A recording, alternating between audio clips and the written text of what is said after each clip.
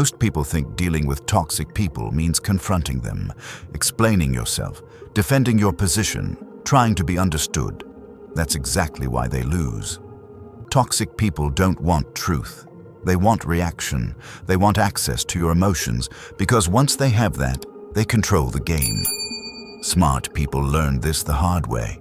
They stopped arguing. They stopped explaining. They stopped trying to win. And quietly, they started winning. Because the most effective way to deal with toxic people is not louder words. It's strategic silence. Silence that withdraws energy. Silence that breaks patterns. Silence that denies them the reaction they feed on. Today, you'll learn 7 clever ways smart people deal with toxic individuals. Not through confrontation, not through drama, but by outsmarting them silently. No insults, no emotional battles. No need to prove anything. Stay with me. Because way number 7 is the moment toxic people lose access to you permanently. 1. Stop explaining yourself. The first mistake people make with toxic individuals is believing they owe an explanation. They explain their intentions. They justify their choices. They defend their boundaries. And every time they do that, they hand over leverage. Here's what toxic people understand instinctively. The more you explain, the more material they have to use against you. They don't listen to understand. They listen to twist. They listen to find angles. Your words become tools, not for clarity, but for control. Smart people recognize this pattern early. They notice that explanations don't bring peace. They bring more questions, more pressure, more manipulation. So they stop. Not abruptly, not dramatically. They simply reduce access. Short answers. Neutral tone. No emotional footnotes. Instead of, "I didn't mean it that way. What I was trying to say was," they say, "This is what I've decided." Instead of, "Let me explain why that hurt me," they say, "I'm not continuing this conversation." No defense, no justification, no debate. This isn't rudeness, it's self-respect. Stoic thinkers understood that once you start explaining yourself to the wrong people, you've already shifted into a weaker position. Because explanations imply uncertainty. They suggest, maybe you're right. Maybe I need your approval. Toxic people sense that immediately, and they push. Here's the uncomfortable truth. People who respect you don't need long explanations. People who don't respect you won't accept them anyway, so explaining yourself becomes a losing game. Smart people exit that game early. They let their decisions stand without commentary. They allow silence to do the work. And something interesting happens. Without explanations to attack, toxic people lose traction. They become frustrated, they escalate, or they disengage. Either way, you regain control. Here's a simple rule you can apply immediately. If explaining yourself makes you feel drained, stop explaining. That's your signal. Clarity doesn't exhaust you. Defense does. You don't need to convince anyone to respect your boundaries. You only need to enforce them. And enforcement doesn't require words. It requires consistency. Silence. Follow through. Distance when necessary. Remember this. Your life is not a courtroom. You don't need to present arguments to justify your choices. The moment you stop explaining yourself, toxic people realize something unsettling. They no longer have access to your inner world, and that's the first real win. 2. Respond slower than they expect. Toxic people thrive on speed. They provoke, they pressure, they create urgency.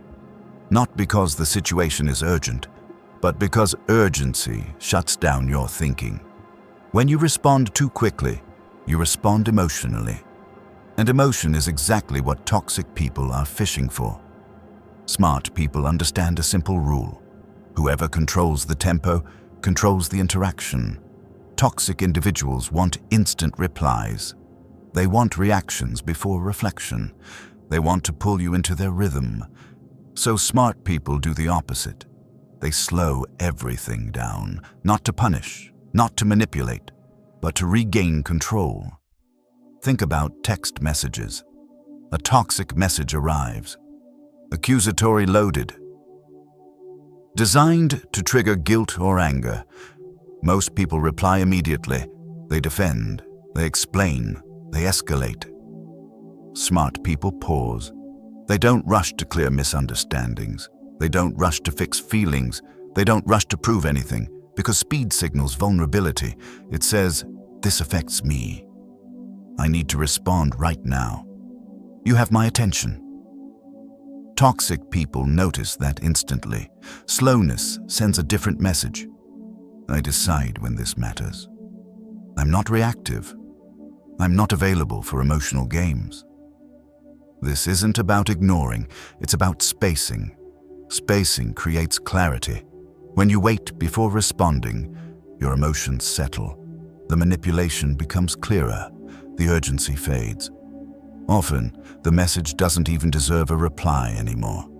And here's the part most people don't expect. Slowing down often de-escalates the situation without a single word. Toxic people feed on engagement. When engagement doesn't come immediately, their leverage weakens. They may push harder. They may send follow-ups. They may escalate. That's not your cue to jump in. That's confirmation you're doing it right. Here's a practical rule you can use. Never respond at the peak of emotion, yours or theirs. Let the wave pass. Then decide. Not every message deserves the same speed. Not every situation deserves your immediate energy. Smart people protect their tempo because tempo protects judgment, and judgment protects peace. Remember this, urgency is often manufactured. Pressure is often artificial.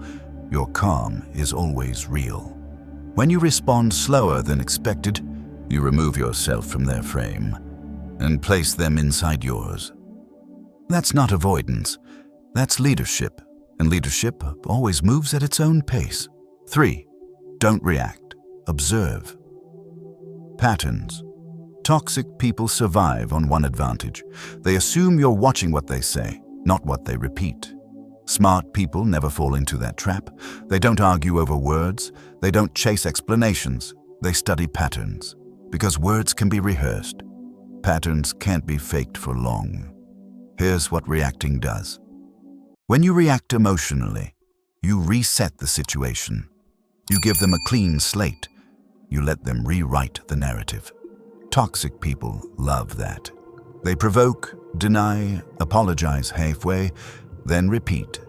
And because you reacted, the cycle continues. Smart people break the cycle by stepping back. They stop responding to moments and start watching behavior over time. They ask themselves, do their actions match their promises? Does the same conflict keep returning? Do they take responsibility or redirect blame? No confrontation, no accusations, just quiet observation. This is deeply Stoic. Stoicism teaches, don't judge by what people claim to be. Judge by what they consistently do. Patterns reveal intent. Someone who always shifts blame, always creates confusion, always drains energy, always plays victim is not having a bad day. They're showing you who they are. And here's the key insight. Once you see the pattern clearly, you stop needing emotional reactions. There's nothing left to debate. You don't need to convince them. You don't need to prove anything. You don't need closure from someone whose behavior already gave you the answer. This is why smart people often go quiet, not because they're confused, but because they're finished observing. They already know the pattern, and once the pattern is clear, the next move becomes obvious. Distance, boundaries, or exit. Here's a simple practice you can use. For 7 days, stop reacting. No defending, no explaining, no emotional engagement. Just watch. Notice. When they're kind, when they turn cold, when they escalate, when they disappear, write it down if needed. At the end of those 7 days, ask yourself one question. If nothing changed, could I live with this long term? That question cuts through illusion immediately. Patterns don't require interpretation. They require acceptance, and acceptance leads to power. Remember this: the moment you stop reacting, toxic people start revealing themselves. They either escalate to regain control or lose interest when manipulation stops working. Both outcomes give you clarity, and clarity is freedom. You don't need to expose toxic people.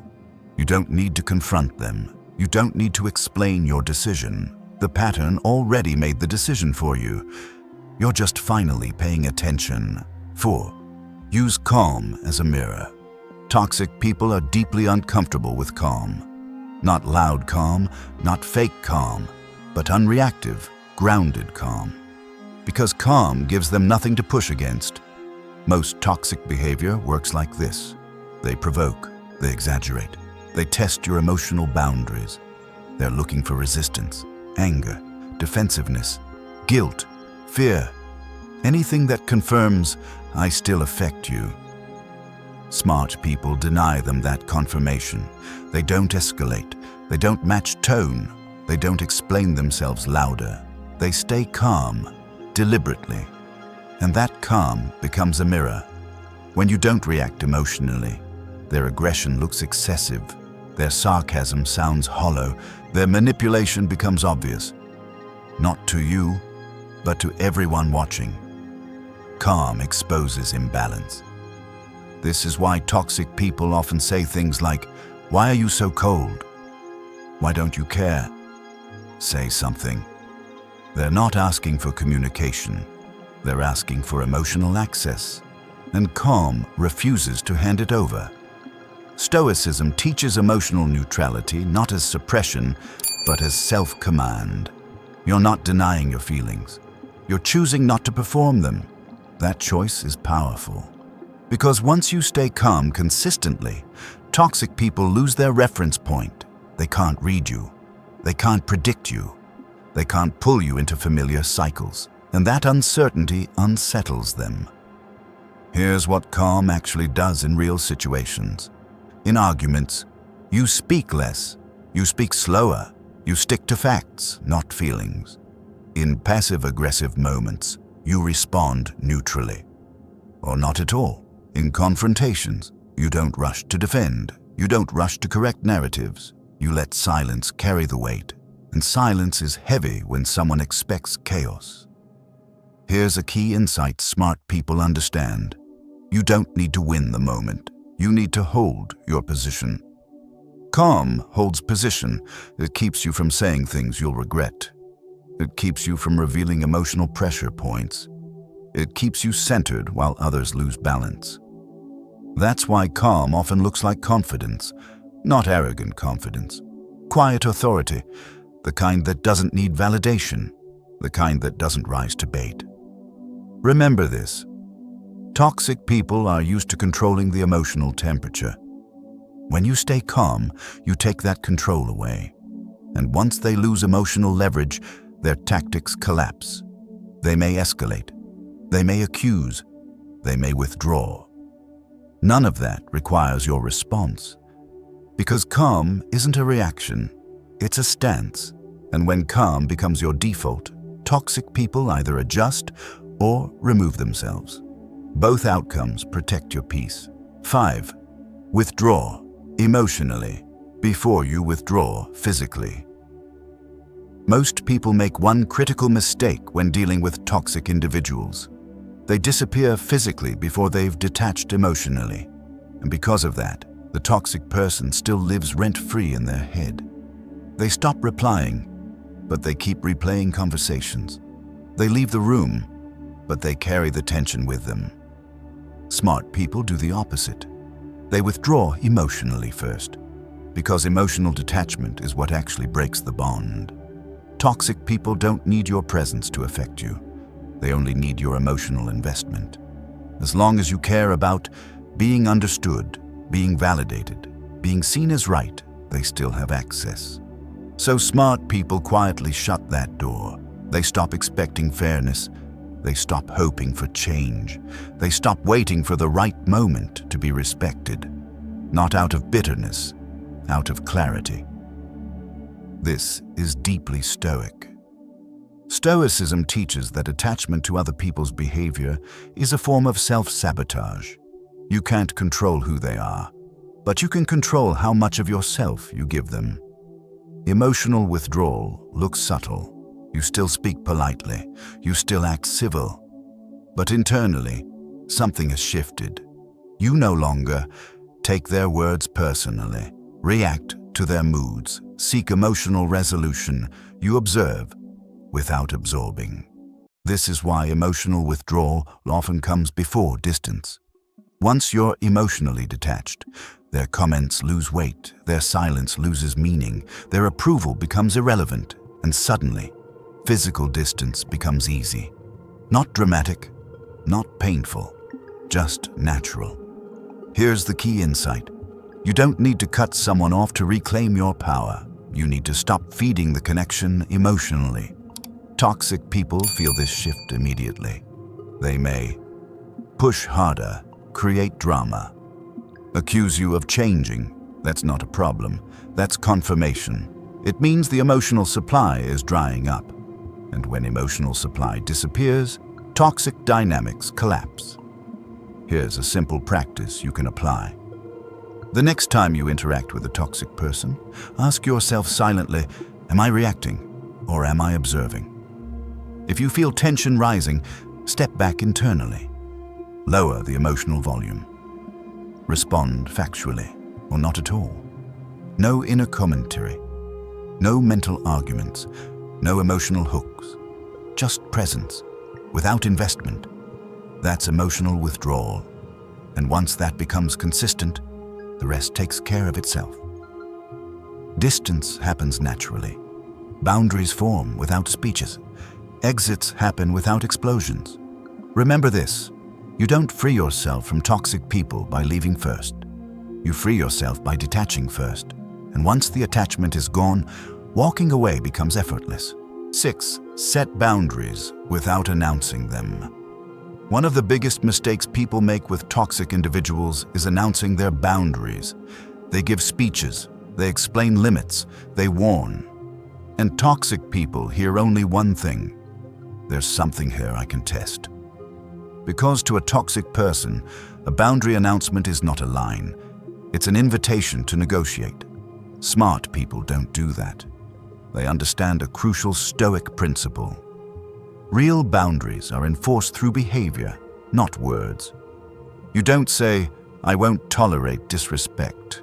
You leave when disrespect appears. You don't say, don't talk to me like that. You end the conversation. You don't say, please respect my time. You stop being available. No explanation, no warning, no emotional emphasis.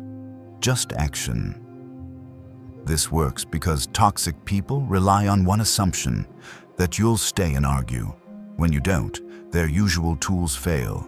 They can't debate silence. They can't guilt-trip absence. They can't manipulate consistency.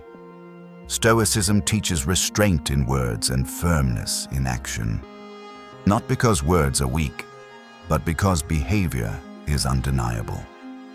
Think about how this looks in real life. At work, you stop engaging in side drama. You keep communication short and factual. You leave meetings when they turn disrespectful. In family, you shorten visits. You change topics. You don't stay where tension is normalized. In friendships, you stop initiating. You don't chase explanations. You let distance form naturally. You're not punishing anyone. You're redirecting yourself. That's the key difference. Boundaries aren't about controlling others. They're about controlling where you place your energy. And when boundaries are quiet, they're harder to challenge. Toxic people may test you. They may push once or twice. But consistency sends a clear message. This behavior no longer reaches me. No confrontation required. Here's the insight most people miss. Announced boundaries invite resistance. Lived boundaries create reality. One can be argued with. The other cannot. This is why smart people don't explain why they stopped engaging. They don't justify why they pulled back. They don't narrate their self-respect.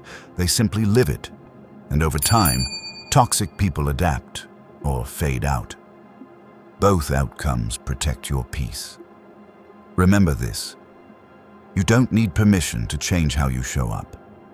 You don't need approval to protect your time. You don't need agreement to enforce your limits. Your behavior already speaks. And when it's calm, consistent, and quiet, it speaks louder than any boundary speech ever could. 7. Walk away without needing closure. This is the step most people never master, because it goes against everything they've been conditioned to believe. They think they need one last conversation, one final explanation, one moment of being understood. They call it closure. Toxic people call it another opportunity. Here's the hard truth. Closure is not something toxic people give. It's something smart people decide. Toxic individuals keep doors open on purpose, not for connection, but for control. As long as you're seeking answers, they still matter.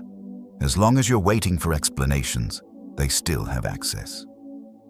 Smart people recognize the trap early. They understand that silence is an answer. Repetition is an answer. Behavior is the only explanation that accounts. So they stop asking questions that already have answers. They don't announce their exit. They don't threaten to leave. They don't demand accountability. They simply stop participating. No reaction, no justification, no checking back. This is deeply Stoic. Stoicism teaches that peace comes from aligning with reality, not from forcing others to acknowledge it. If someone consistently disrespects you, that is the message.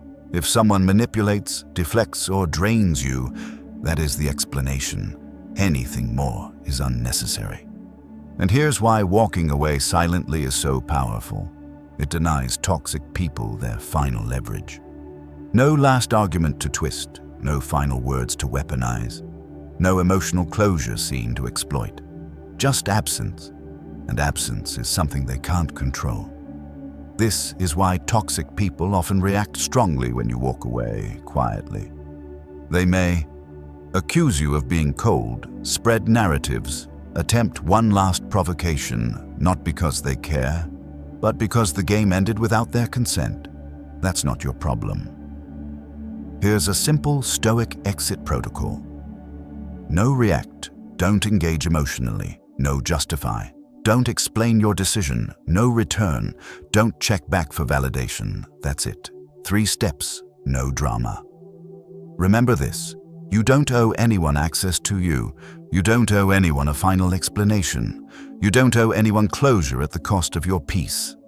The moment you stop needing to be understood by someone committed to misunderstanding you, you become free. And freedom doesn't announce itself. It moves quietly, decisively, without looking back. Silence is not unfinished business. It's the last move. And when you walk away without needing closure, toxic people lose the only thing they ever had over you: your attention.